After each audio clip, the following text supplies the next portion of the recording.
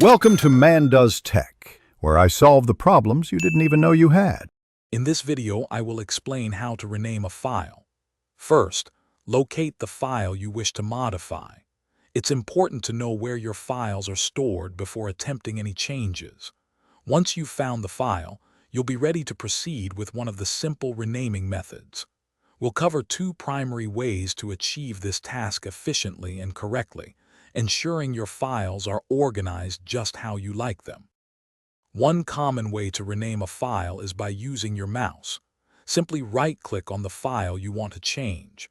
A menu will appear and you should see an option labeled Rename. Click on this and the file's current name will become editable. Type in your desired new name, then press the Enter key to finalize the change. It's a straightforward process. For a quicker approach, you can use a keyboard shortcut. First, click on the file once to select it, but don't open it. Then, press the F2 key on your keyboard.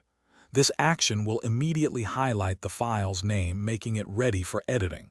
Type in the new name you want, and just like before, press Enter to save your changes. This method is very efficient. When renaming, remember a few key tips. Try to avoid special characters like asterisks or slashes, as these can cause issues.